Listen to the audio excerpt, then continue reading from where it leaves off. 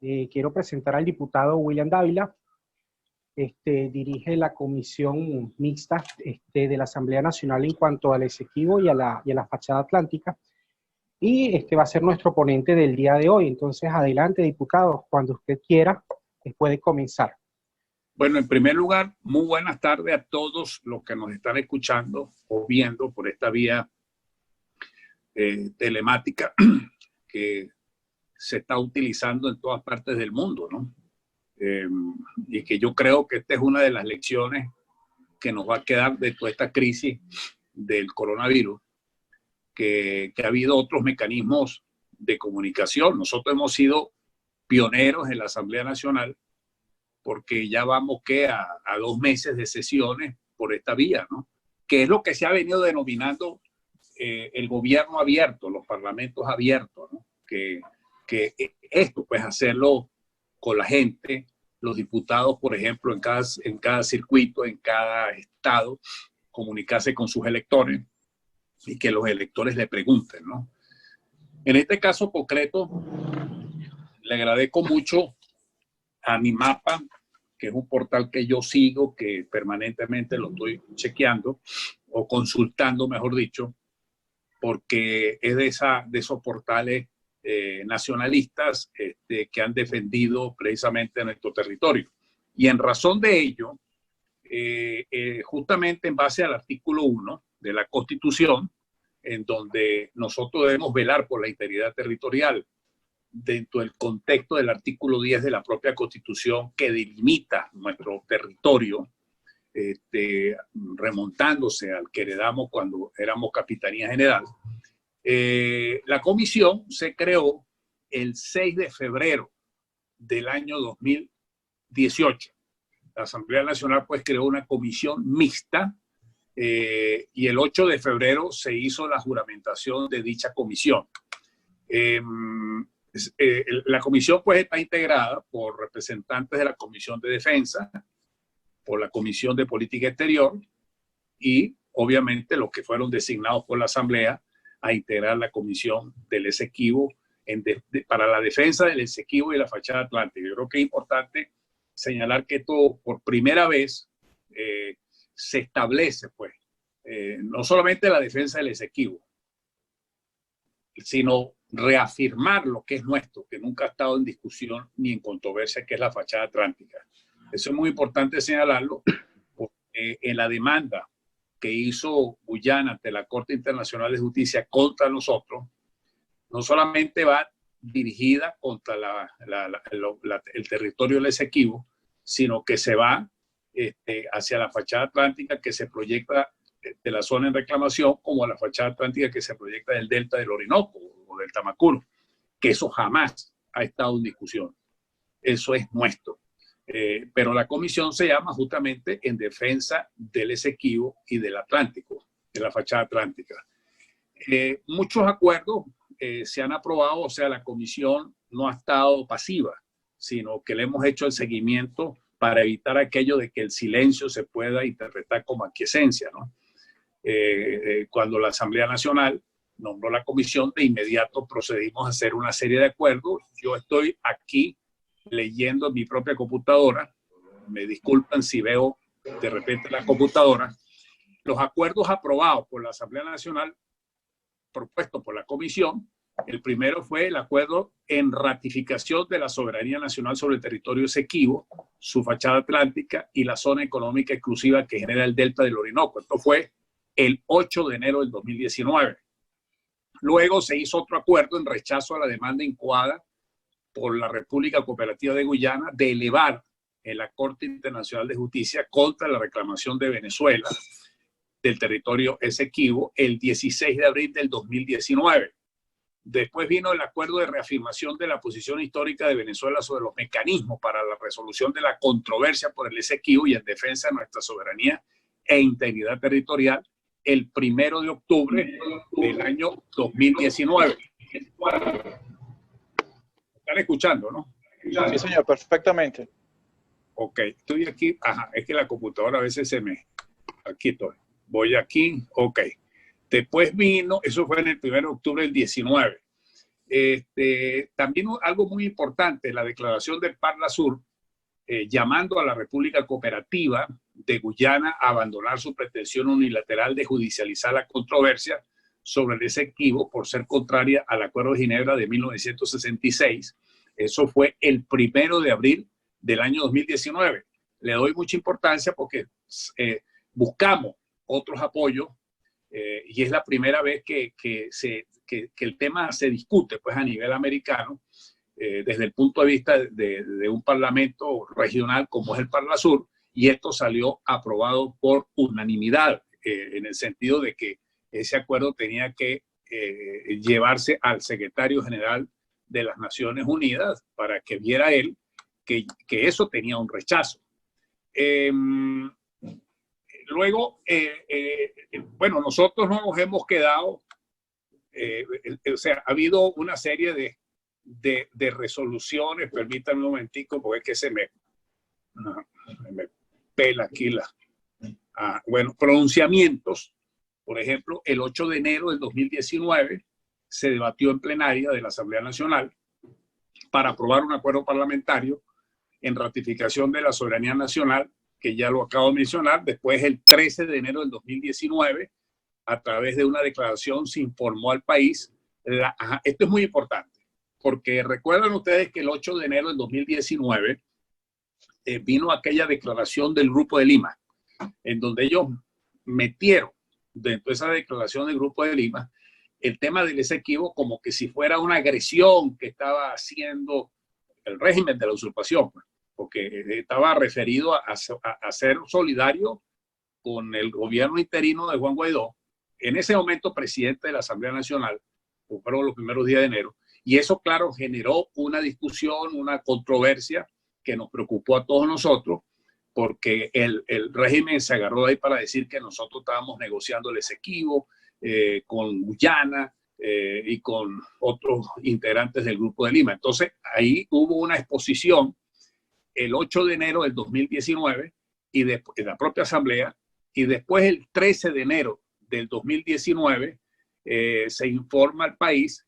que justamente había habido una rectificación del punto 9 en el comunicado del Grupo de Lima. Y esto, fíjate tú, los consideramos nosotros como un gran triunfo, porque allí, en esa declaración del Grupo de Lima, considera que la controversia entre Guyana y Venezuela en relación a la zona en controversia tenía que ser discutida mediante acuerdo entre las partes. Lo mismo que hizo el Parlasur cuando condenó la judicialización. Y esto es importante porque reafirma la tesis histórica que nosotros hemos venido manteniendo, que el Acuerdo de Ginebra es vigente, que el Acuerdo de Ginebra tiene sus propios mecanismos, que permite que precisamente entre las partes lleguemos a un acuerdo mediante una solución pacífica y diplomática. Aquí, por ejemplo, el 15 de abril del 2019, el Consejo Venezolano de Relaciones Internacionales rechaza que la Corte Internacional de Justicia pueda conocer el caso, califica de negligente la actuación de la administración de Maduro frente a disputa por el Esequibo. Eso lo ha hecho igualmente ustedes en mi mapa. El 16 de abril del 2019 reiteramos la posición. Esto es importante, porque el 16 de abril se hizo una reunión de la Comisión Consultiva de la Asamblea, que la integran todos los presidentes y vicepresidentes de las comisiones permanentes, más los directivos de la Asamblea Nacional y los que han sido directivos de la Asamblea. Y ahí el 16 de abril del 2019 se reitera la posición de la Asamblea Nacional de rechazar la demanda planteada por Guyana ante la Corte Internacional de Justicia sobre el Esequibo. Y entonces aquí se decidió enviar esa comunicación a la Corte Internacional de Justicia. Es bueno subrayar que nosotros no hemos reconocido la jurisdicción de la Corte. Entonces vino la discusión de que si el presidente Guaidó ya era aquí presidente interino, mandaba una comunicación, en el fondo era como reconocer la jurisdicción de la Corte. Nosotros enviamos el acuerdo, ese que le estoy mencionando, del 16 de abril, y con una comunicación del propio presidente Guaidó se mandó a la Corte, porque hay una doctrina anglosajona en el sentido de que aun cuando tú no seas parte en un juicio, de todas maneras tú puedes mandar información. Así no reconozca ese tribunal. Y eso lo hicimos en donde ratificamos pues el hecho de que tenemos todos los títulos jurídicos e históricos sobre la zona de reclamación. Además, como ya lo acabo de decir, que esa demanda no ha lugar porque se extralimita, no solamente en cuanto a la zona del Esequibo, sino que también va dirigida a la mitad de la isla de Anacoco y de la zona de la fachada atlántica, como acabo de mencionar. El 8 de julio del 2019 hubo comunicado de la propia Comisión para la Defensa sobre el territorio de la fachada atlántica en rechazo a la parcialización de la CARICOM en el diferendo entre Venezuela y Guyana. Ahí hay una situación política, como todos sabemos, que Maduro y, vamos a decirte, el propio Chávez, en razón de seguir quizás una estrategia cubana en materia de relaciones exteriores, que ellos consideraron que era muy importante tener el apoyo de la CARICOM y quedarse callado ante esa pretensión. Y efectivamente, o mejor dicho, con el CARICOM, todos los negocios de Petrocaribe y todas las cosas que ha hecho el régimen, a cambio de nada, porque al final de cuentas, entonces la CARICOM decide a favor de Guyana en contra de nosotros los venezolanos en un territorio que es nuestro. En cuanto al tema, digamos que actual, el apoyo que nos está dando Parlasur actualmente con el tema del Esequibo, ustedes están ya, digamos, ya se pudo corroborar que Guyana tiene conocimiento formal de ello, ¿no? Bueno, mira, exactamente, porque ojo, que fue una decisión tomada por el Parlamento del Mercosur, ¿no? Eso sí. Es importante señalarlo porque no se trató de una decisión, vamos a decirte, de una comisión del Parlasur, sino que fue efectivamente el Parlamento del Mercosur quien tomó una decisión a favor.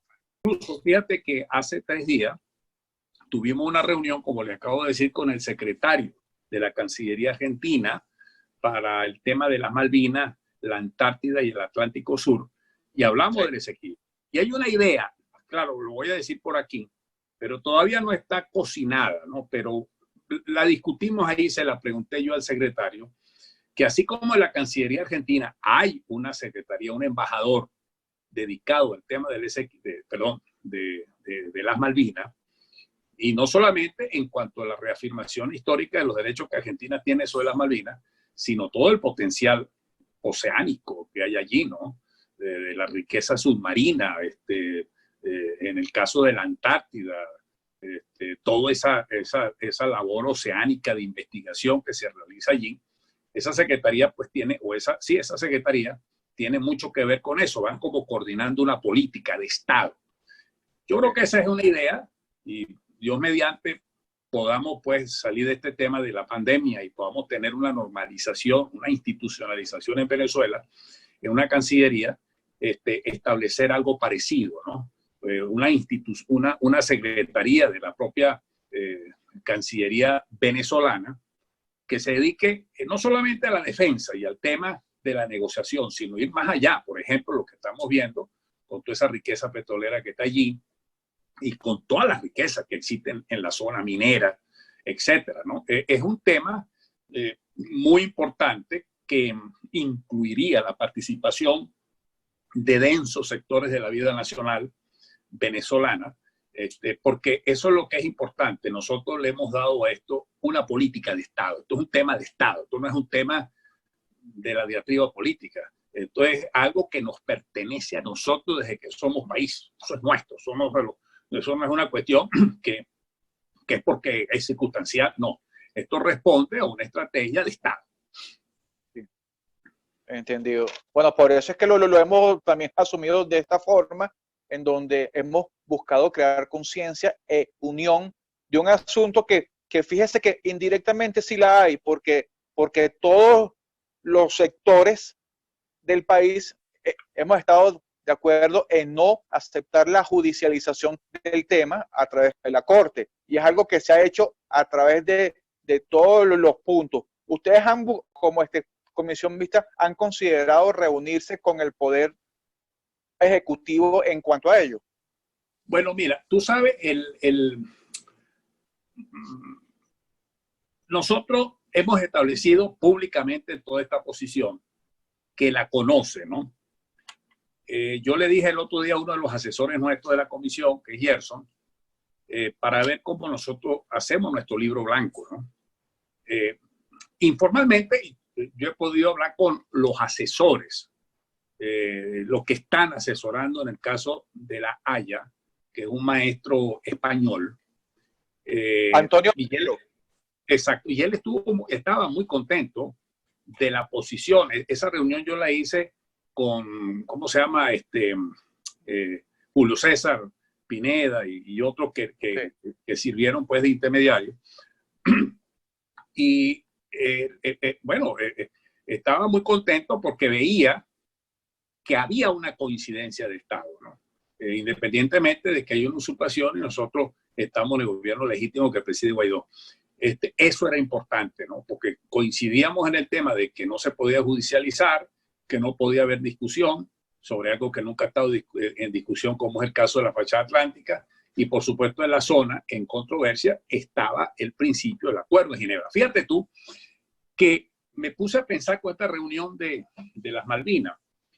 Las Naciones Unidas sacó una resolución, la 2065, donde dice que ese es un tema que lo tienen que resolver por negociaciones bilaterales Argentina y el United Kingdom, en el caso de las Malvinas. Ah, bueno, entonces, ¿por qué en ese caso sí las Naciones Unidas actúan de esa forma y con nosotros no? Sino que el secretario general de las Naciones Unidas mandó eso para la Corte. O sea, me parece que ahí algo falló, ¿verdad?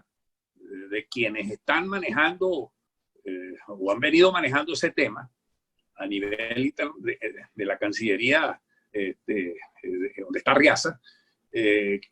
Oye, entonces me parece que no hay una equidad allí. O sea, ¿cómo es posible que en el caso de las Malvinas, entonces el secretario general de las Naciones Unidas considera que eso debe ser un tema a resolver entre United Kingdom y Argentina? Pero nosotros los venezolanos sí nos mandan y nos remiten de una vez a la Corte. Exactamente. Bueno, que se ha visto también cuando a través del propio Ban Ki-moon, que él hizo todo, la verdad que muy a favor de Guyana. Sobre el punto político de lo que es Georgetown actualmente, que sabemos que ellos están bajo una grave crisis institucional, que hicieron unas elecciones tardías por 3 meses y que actualmente, luego de 80 días casi, no se sabe quién es el presidente. David Granger está como presidente de facto actualmente. Eso no se podría aprovechar por parte nuestra en cuanto a las intenciones del gobierno guyanés ante la CIJ, sabiendo de que ellos no son, actualmente no están constitucionalmente. Sí, es que fíjate tú, ahí hay unas debilidades que ellos tienen que debemos aprovechar internacionalmente. Una es esa, el hecho mismo que la Corte Internacional de Justicia suspendió la audiencia oral por todo este tema del coronavirus. Ahí tenemos esos elementos favorables. Yo me imagino, no he podido hablar con este señor Andrés, que algo, a ver qué estaba o qué hicieron para aprovechar ese momento, ¿no? Fíjate tú, la misma caída de los precios petroleros, claro, que para Guyana la situación significaría con la presencia de las empresas petroleras que se va a convertir en uno de los países de mayores recursos económicos en materia de ingresos petroleros. Sin embargo, esa coyuntura política deberíamos de aprovecharla en cuanto al hecho mismo que no hay una estabilidad política allí que garantice que la zona se desarrolle de manera pacífica en un aspecto que va más allá de esa cosa, que es el desarrollo sustentable. Dentro de la Agenda 2030, nosotros, los venezolanos, con un mecanismo de cooperación, podemos garantizar que el desarrollo de la zona se podría hacer de una manera sustentable, siguiendo esos parámetros de la Agenda 2030. Bueno, exactamente. Sobre el tema petrolero, la propia comisión está al tanto de la presencia tanto de Exxon como de China y de otras compañías allá. Usted personalmente, dentro del año 2015, usted solicitó palabra en la antigua asamblea sobre el tema de Exxon y se la fue negada posteriormente. Actualmente la comisión que ha hecho sobre ese punto petrolero. Muy importante lo que tú dices, porque me remonto otra vez a esta reunión que tuve con el secretario de las Malvinas, el embajador Filmo. Ellos tienen una resolución del Congreso y argentino donde señala que ninguna inversión es reconocida en la zona si no es autorizada por el gobierno argentino. Es decir, cualquier investigación, cualquier cosa que haya, no lo consideran legal. Es algo parecido a lo nuestro. Nosotros aprobamos en la asamblea y se le mandaron unas cartas a los presidentes de las empresas petroleras, la Exxon y la China que está ahí, la India, la rusa, la española, donde se les dijo, nosotros no vamos a reconocer ninguna actividad que ustedes hagan allí, primero porque es una zona en reclamación y de acuerdo con el artículo 4 del Acuerdo de Ginebra, tú no puedes hacer nada si la otra parte no está de acuerdo. Y nosotros, o sea, el Acuerdo de Ginebra lo ha violentado en Guyana, no nosotros. Y en segundo lugar, porque es una zona en reclamación, pues. De manera, pues, de que en ese sentido hay ya una doctrina, pues, por parte de la Asamblea de no aprobar. Y además, obviamente, cualquier contrato allí tiene que ser autorizado por la Asamblea Nacional. Entonces, están violando integridad territorial, están violando el acuerdo de la Asamblea Nacional y están violando el acuerdo de Ginebra y están violando la Constitución. Sí. Por otro punto, usted sabe del tema que hemos tocado mucho, que es el tráfico de personas hacia la parte del Esequibo, donde hay explotación sexual, donde hay desapariciones forzadas de jóvenes venezolanas que buscan salir de acá y la están convidando para trabajos de diferentes índoles, entre ellos del campo de lo que es la prostitución. La comisión mixta, digamos que ha estado al tanto de ello, ha tenido comunicación con otras comisiones que manejan eso. Sí, mira, con la comisión de familia, porque ahí ya ha habido denuncias de muchachas que han sido secuestradas, que la trata de blanca, ¿no? Sí.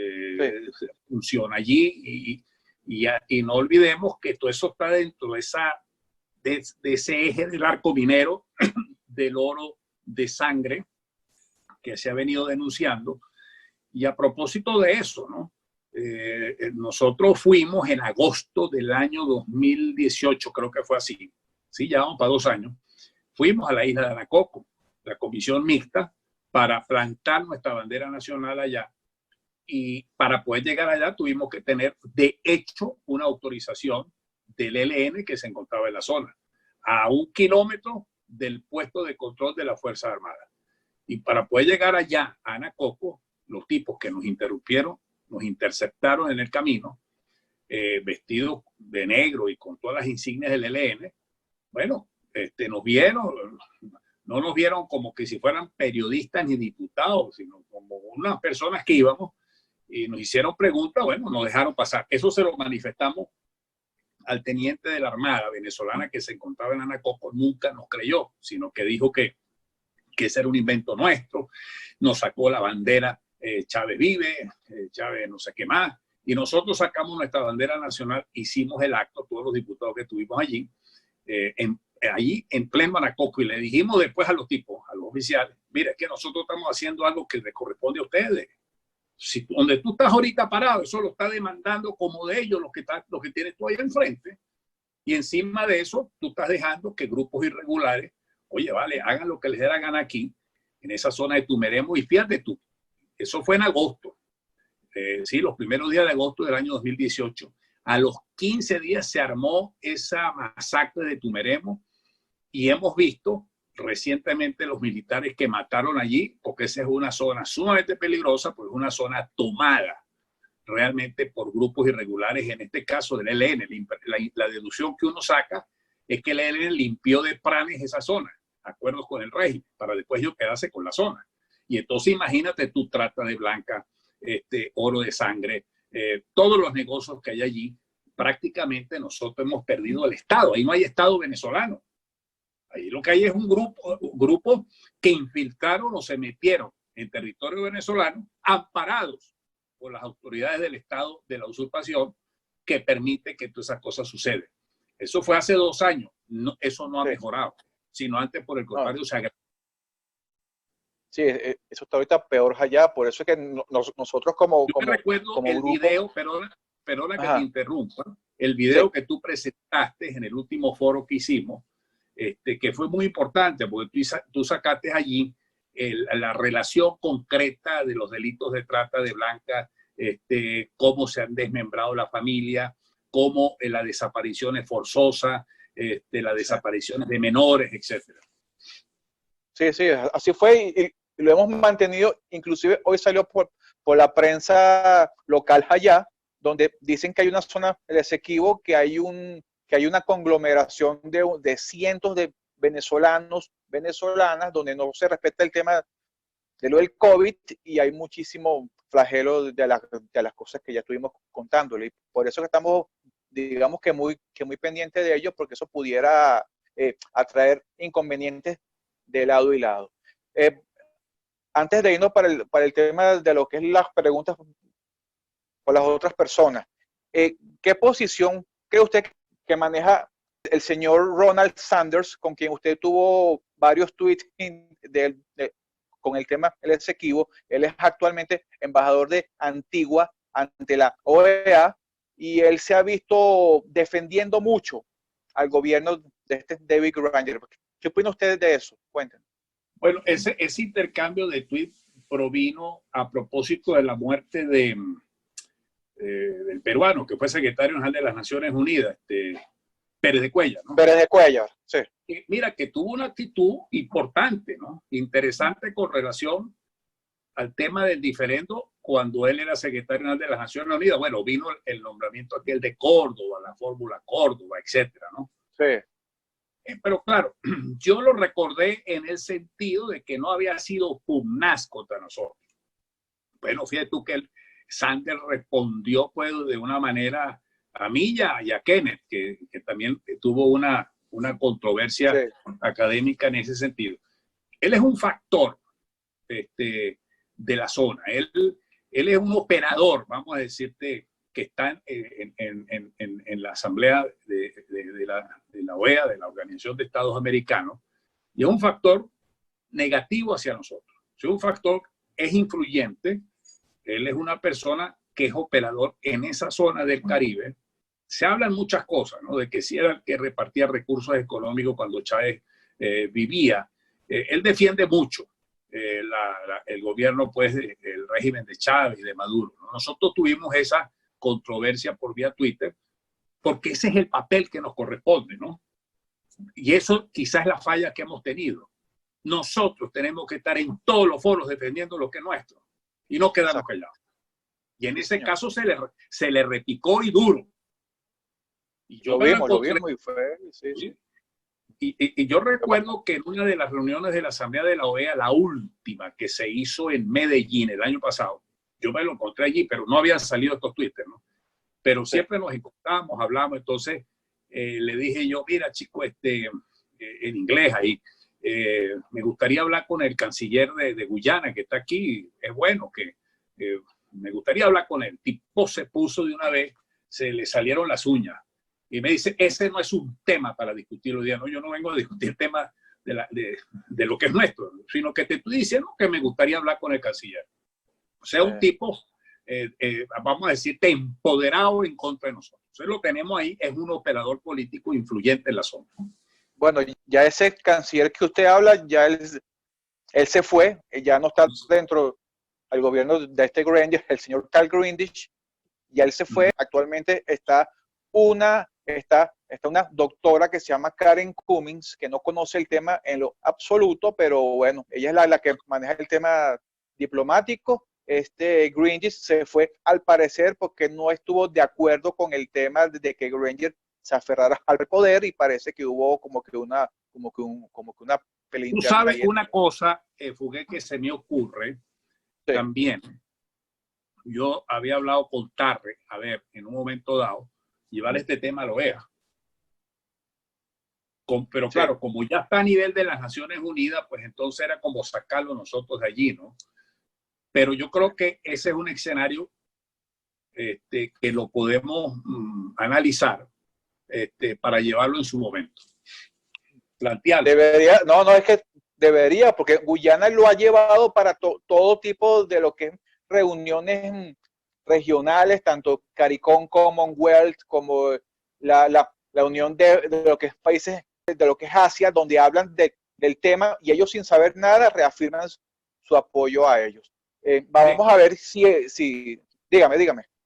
No, y que acuérdate que en el año 48, cuando se fundó la OEA en Bogotá, Rómulo Betancourt, que era el delegado por Rómulo Gallego en ese momento, que era presidente de la República, planteó en su discurso que habían enclaves colonialistas en América y se refería a las Malvinas y al Esequibo. O sea que ya ese es un tema que la OEA, cuando nació, ya tenía dentro de su ADN una lucha anticolonial. Entonces nosotros eso hay que plantear. Exacto, claro, o sea, digamos que mantenerlo, por supuesto. Vamos a ver quiénes de los que están presentes tendrán alguna pregunta para darles el uso de la palabra. Si quieren, por favor, alcen la mano con mucho gusto y yo les doy el audio para que hablen. Y bueno, estamos conversando con el diputado William Dávila Barrio, quien es el presidente de la Comisión Mixta en Defensa del Territorio Esequibo y la Fachada Atlántica, que es un asunto que, por supuesto, mi mapa lleva desde hace ya 10 años casi, y el plan es que, bueno, se mantenga y estamos bajo este tipo de charlas por el tema que ya todos sabemos. Vamos a darle la palabra al vicecomodoro Luis Guillermo Inciarte del ONSA. Luis. Muchas gracias, Jorge. Quería saludar al diputado William Dávila por, bueno, la excelente labor que ha venido haciendo la comisión, donde ONSA pues fue un factor importante en que se añadiera en el nombre Guayana Esequiba y su fachada atlántica. Y bueno, reiterar que nosotros como organización no gubernamental también continuamos pues a la orden, sobre todo a través de la Comisión de Asuntos Geográficos de Ámbito Acuático, para seguir apoyando a la comisión en todo lo que tiene que ver con espacios acuáticos, marítimos de la fachada. Y bueno, seguimos de manera muy de cerca todas las posiciones y declaraciones que ha venido haciendo la Asamblea. Quería saber, en materia de las últimas actividades de exploración que Guyana ha venido realizando y ha intentado cada vez más acercarse hacia el norte de, digamos, de sus espacios en el mar, si ha habido alguna declaración puntualmente en materia de ámbito acuático. Mira, gracias Luis por tu palabra y obviamente la participación en esa idea que no la hemos podido concretar de crear el Gran Frente Nacional por el Esequibo, ¿no? Donde están todas las organizaciones civiles, ONG, etcétera, academia, instituciones, etcétera, para crear ese Gran Frente Nacional. No lo hemos podido instalar porque se presentó toda esta situación, estaba previsto hacerlo en abril, pero bueno, lo vamos a hacer. Sí, nosotros dimos declaraciones en ese sentido, sobre todo cuando vino pues, los buques que se movilizaron, contratados por la Exxon para hacer exploración sismográfica.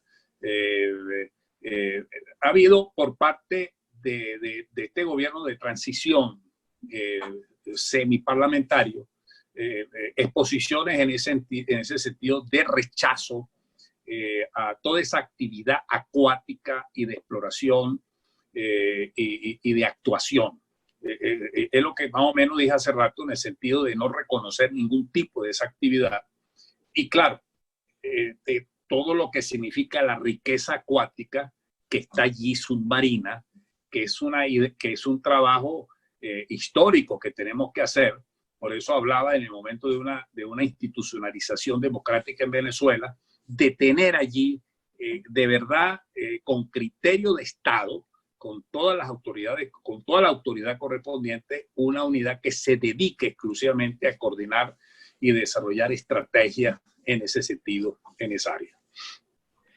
Bueno, cuente con nosotros para, digamos, continuar alimentando o sumando en esta comisión importantísima de la Asamblea Nacional, sobre todo como especialistas en el ámbito acuático, con ese enfoque de defensa de nuestra fachada atlántica. Y por último, quisiera consultarle eventualmente en los próximos 6 meses y un poco de un tantos días, estaría previsto, bueno, el cese de las funciones de la Asamblea Nacional. Teóricamente, no sé cómo se va a manejar ese aspecto desde el punto de vista político, pero ¿qué piensa o cómo se va a mantener esta comisión mixta?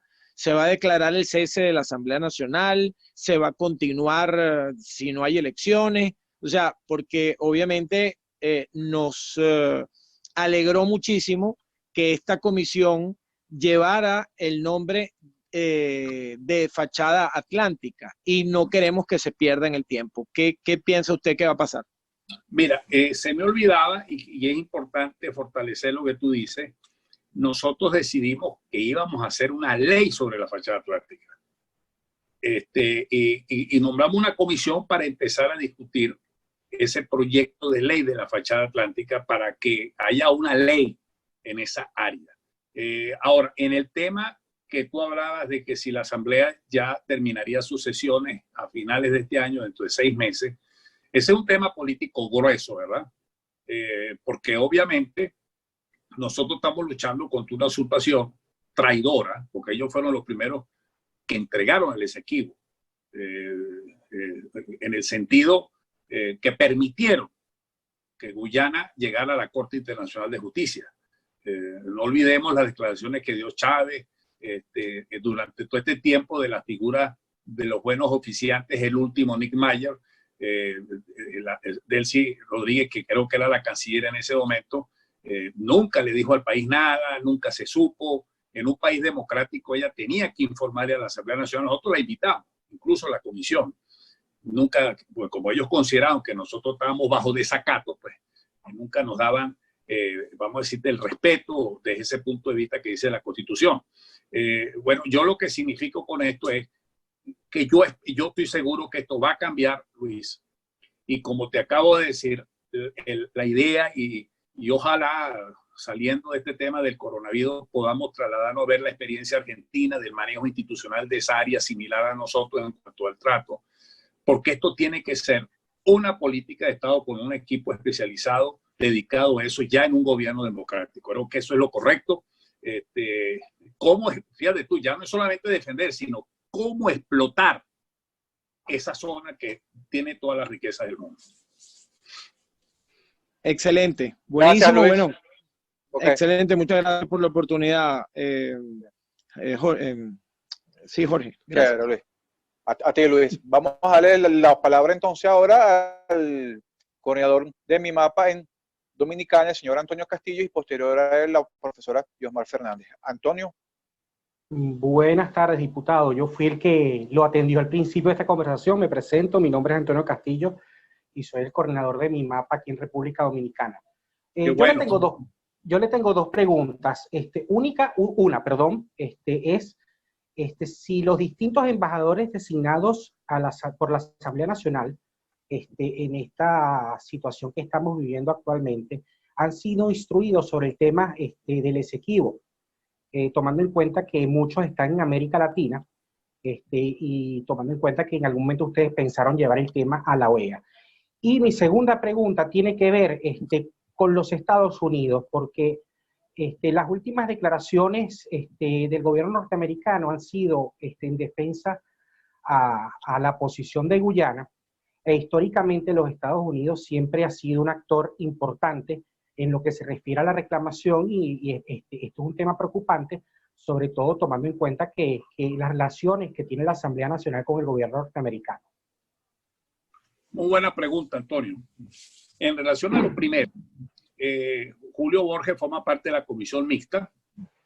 Voy a decirle, pues, para mandarle a los embajadores algo por escrito, un update que estén pendiente. Recuérdate que hubo un problemita, un ruido el año pasado, porque habían dicho que la embajadora nuestra en Inglaterra había dicho que prácticamente drop down, creo que fue, dijo el caso del Esequibo. Eso generó un ruido muy fuerte, ¿no?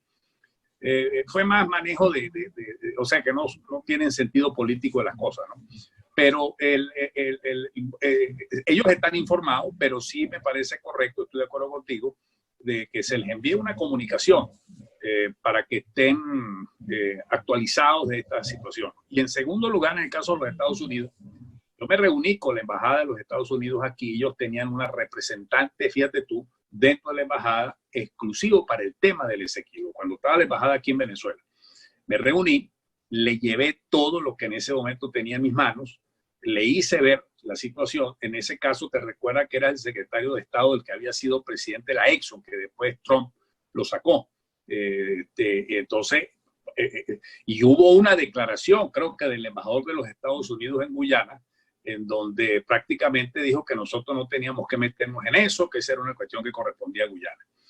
Bueno, cuando yo hablé con esa persona en la embajada de los Estados Unidos aquí en Caracas, le hice ver que, bueno, que ahí había un conflicto de interés, porque el secretario de Estado, presidente de la Exxon, tiene exploración, tiene inversiones y ha estado empujando que les den licencia, que les permitan la exploración sin tomar en cuenta que es una zona en reclamación.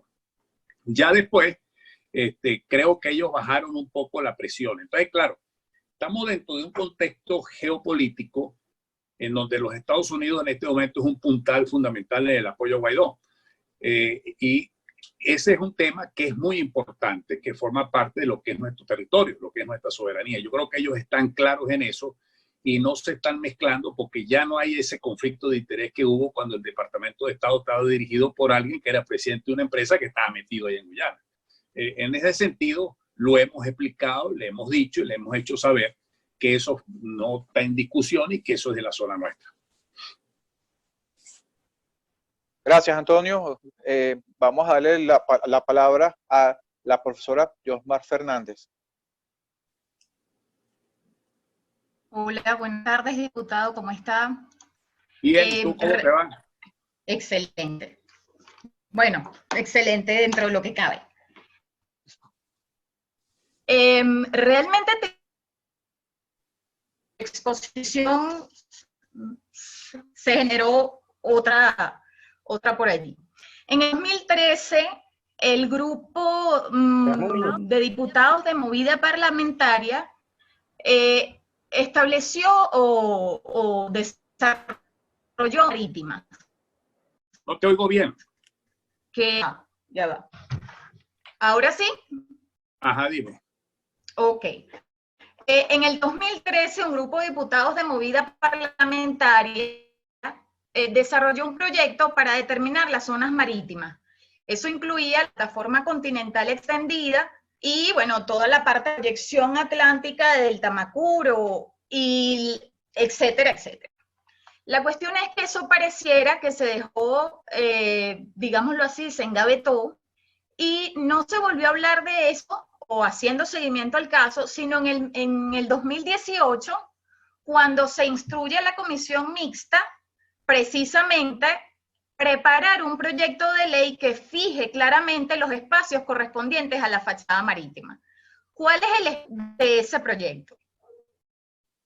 Mira, efectivamente, en el 2013 ese grupo parlamentario se movilizó hacia la zona y en ese momento nosotros no teníamos mayoría en la Asamblea Nacional.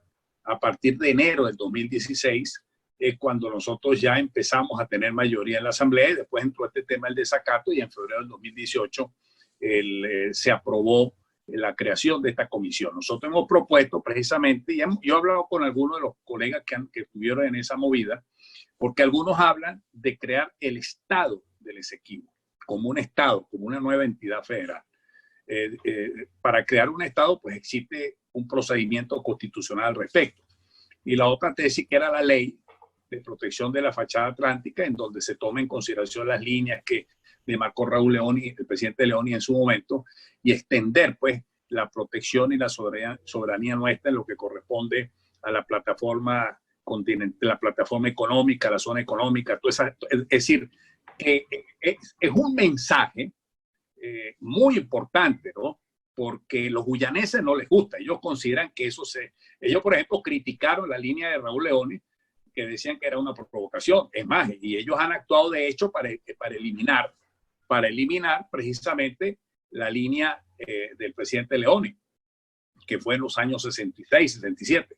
Entonces, sobre ese aspecto, la idea es crear una comisión lo más amplia posible para discutir un tema que es técnico de verdad de la gente. Yo he hablado con el doctor Figuerero, Kenneth Ramírez, el grupo de Cobre, la gente de MIMAPA y todos ustedes, para poder nosotros entonces preparar un proyecto, ojalá Dios mediante, y lo hagamos en esta legislatura, la ley sobre la fachada atlántica, porque mira que es un mensaje muy importante. Ese es un mensaje de gran significación que los guyaneses de una vez se ponen así, pero es lo más correcto que nosotros hagamos. Muchísimas gracias. Y la segunda pregunta. Te oigo. Se te va la segunda línea. Pregunta. Dime. Sí, la conexión de internet está muy mal. Se te va la línea. Se te va la línea. ¿Ahora? Si quieres. Así. Ajá. ¿Ahora? Ok. La última pregunta está dirigida en función a la propuesta que hablaba sobre establecer una nueva oficina, una nueva unidad que se dedicara al tema activo. Mi pregunta es, ¿bajo qué condiciones y en qué área? Porque me llama la atención, existen unas cuantas unidades, unas cuantas dependencias que precisamente tienen vinculación directa con el tema del Esequibo, y más bien yo creo que una de las que hay demasiadas dependencias y pareciera más bien la necesidad de unificar, ¿no? Entonces, ¿bajo qué condiciones sería esa nueva propuesta? Profesora, no es una propuesta ya elaborada, es una idea que surge de la reunión que tuve con el secretario Daniel Filmo de la Cancillería Argentina para el caso de las Malvinas, la Antártida y el Atlántico Sur, donde ellos tienen toda una coordinación muy interrelacionada con todos los ministerios y con todas las organizaciones del gobierno argentino, que tiene que ver con todo ese tema de la zona de ellos, ¿no? Es una idea a los fines de ver eso en el futuro, pues, de un gobierno institucional, democrático de Venezuela, para darle a eso esa orientación y esa atención estratégica, porque no es que, suponte tú, ese problema de la Corte Internacional de Justicia, ojalá que la Corte Internacional de Justicia llegue a resolver de que ese es un problema que tiene que ser resuelto entre Guyana y nosotros dentro de los parámetros del Acuerdo de Ginebra. Es lo mejor que pudieran hacer. Ahora, si ellos se declaran que tienen jurisdicción, bueno, ahí se nos presenta a nosotros ya otro escenario y habría que establecer ahí una estrategia de lucha. La idea es que el día de mañana tengamos ya un gobierno institucional, tengamos ahí un equipo de alto nivel dedicado a la atención de la zona, porque no solamente es la parte de la controversia, sino toda la exploración, toda la explotación económica, social, submarina que hay en ese vasto territorio tan inmenso que es esa zona y la fachada atlántica. Muy bien, gracias. Perfecto. Muchísimas gracias, profesora Yosmar Fernández. No veo a alguien más que tenga preguntas. Yo sí tengo aquí un puntico, diputado. Cuando usted dijo sobre el gran embajador de Estados Unidos en Georgetown, por supuesto que él tuvo muchísimo interés en que no se hablara de eso, que es el señor Perry Holloway, porque él actualmente es el vicepresidente de Guyana Goldfields, que es la principal minera canadiense que está explotando oro. Por eso es que ya vemos de que hay piezas que se unen por lo que es intereses.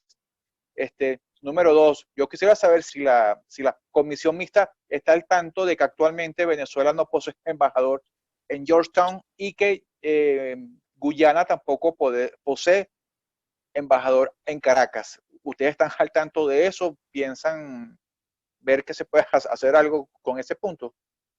Bueno, mira, acuérdate que el presidente Guaidó ha venido designando representantes y embajadores en cerca de 60 países, ¿no? Sí. Que lo han reconocido a él. Yo no sé si Guyana en este momento estará reconociendo a Guaidó o a la Asamblea. Que habría, porque hay países ellos se han mantenido totalmente neutrales. Dicen exacto, que se mantienen neutrales en todo. Sí. por eso, ellos votan en la OEA a favor de la solución política. Llegan a reconocer la Asamblea, pero no reconocen todavía a Guaidó como presidente interino. Entonces eso ya es un obstáculo para nosotros nombrar un representante en Guyana. Exactamente. No, y que ellos sentimos nosotros que su presencia del Grupo de Lima terminó cuando el punto 9 aquel se eliminó de tal escrito y pensamos que ellos después de eso, ellos tenían presencia y era exclusivamente para manejar el tema del Esequibo desde otro ángulo, pues, y se dieron cuenta que no lo pudieron hacer ahí, ¿cierto? Es que ellos tenían esa intención, hermano, porque ese artículo 8 no apareció caminando solito. Supongo porque con puño y letra lo metieron ellos mismos. Ahí está metida la mano de Sanders, para que lo sepan. Exactamente, por eso fue que se lo nombré. Ellos se molestaron cuando salió el acuerdo que mencioné en enero de 2019, que yo se lo dije en esa reunión de la Comisión Consultiva después de 2 meses al propio presidente Guaidó, donde estaban todos. Le dije, mire, presidente, el primer logro diplomático que usted tuvo fue el haber sacado el artículo 8 del Grupo de Lima. Eso fue un éxito diplomático. Para que usted lo sepa, se lo dije. Y es verdad, porque logramos sacar algo que había formado parte de una estrategia de Guyana, que lo había metido y agarró. Imagínate tú que algunos presidentes dijeron que los habían asaltado en su buena fe con ese artículo. Bueno, para que veamos entonces por dónde iba todo. Quisiéramos hacerle como que una propuesta hoy en que en la próxima sesión se pueda tocar el tema de que cuando la Asamblea hable y haga referencia a los casos nacionales del COVID-19, ya sea de manera verbal, escrita por los medios, y se incluyan mapas, primero que se incluya, por supuesto, el territorio nuestro, el Esequibo, y segundo de ellos, se incluyan los datos de los casos positivos de COVID-19 dentro del área del Esequibo, que gustosamente nosotros como organización se la podemos dar.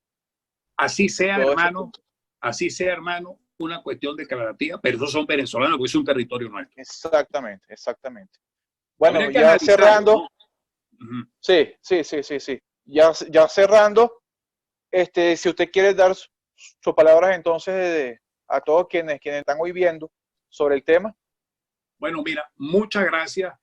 Mira, el tema del Esequibo nunca ha sido un tema de primera plana en los periódicos todos los días. Siempre el Esequibo compite con algo político que tiene mayor resonancia a nivel nacional o a nivel internacional. Desgraciadamente ha sido así. Entonces la gente se acostumbra o se acostumbró. Sí, el Esequibo. Entonces, claro, el Esequibo de repente se convierte en gran noticia por algunas circunstancias. No, yo creo que ahí los venezolanos tenemos que tener plena conciencia que eso es nuestro desde que Venezuela nació, que tenemos que llevarlo aquí en la sangre. Nosotros en uno de los foros que hicimos, recuerda que hablamos de la necesidad que en las escuelas, es decir, se mantenga viva la memoria de que eso es nuestro. Porque así fuimos criados nosotros, incluso nosotros nos criamos con el mapa. Eso se ha perdido. Entonces, mi mensaje es que a través de este chat, a través de la red que nosotros construyamos, esta conexión digital, cumplamos o desarrollemos esa primera labor de crear conciencia patria histórica, porque le voy a decir una cosa, duele. Yo cada vez que, bueno, yo tengo aquí libros de todo tipo sobre el tema, porque me duele lo que está sucediendo. Por cierto, tú sabes, estaba leyendo, tantos papeles aquí, bueno, estaba leyendo el discurso que dio en su época Efraín Chat Aristigueta, me imagino que ustedes lo habrán leído, Y él sacó un artículo, él estaba en contra del Acuerdo de Ginebra, y daba las razones, ¿no? Bueno, pero lo que quiero significar con eso, la idea es que eso es nuestro, que eso nos tiene que doler, que traicionaron a la patria, traicionaron el legado del propio Bolívar. Se quedaron callados ante todas las cosas que tenían que gritar en su momento y alzar la voz. No podemos, es inconcebible que nosotros estemos a nivel de la Corte Internacional de Justicia, cuando ha debido haber existido una presión, así como mencioné en el caso de las Malvinas, que el propio secretario general de las Naciones Unidas sacó una resolución diciendo que ese era un problema entre los británicos y los argentinos. Bueno, en mi palabra en este momento es mantengámonos firmes. Gracias a ti por darnos esta posibilidad. Esa es la esperanza nuestra, ese territorio es nuestro. Algunos creerán que vamos a llegar a sacarlos. Son 156.000 kilómetros que están allí. Eso es nuestro. Es lo único que yo sé. Que establezcamos mecanismos de cooperación, esa es otra cosa. Que entendamos de que los guyaneses están allí, que tienen familia, que viven allí, esa es otra cosa. Pero tampoco podemos permitir que se proyecten a lo que nunca ha estado en discusión a la salida de la fachada. Eso no lo podemos aceptar, jamás. Y allí es donde yo apelo a seguir manteniendo esta comunicación y tener el espíritu nacionalista bien en alto y bien consolidado. Asumimos y compartimos sus palabras, diputado. Por supuesto que sí, y cuente con nosotros, con nuestra red de lo que es activista, que estamos 24/7 pendientes de ellos, ¿ok? Muchísimas gracias por su tiempo el día de hoy. Y bueno, nos esperamos para mañana con otra charla que vamos a tener del tema a las 6 p.m. Gracias a todos. De todas maneras, hermano, vamos a hacer el seguimiento a la situación allá de la Corte, ¿sabes? Por supuesto que sí. En eso estamos, porque ellos ya habían dicho que aún con el tema de que no haya con el COVID, ellos van a seguir trabajando digitalmente. Así que vamos a estar muy ahí pendientes de hecho. Muchísimas gracias a todos y seguimos el camino hacia el este.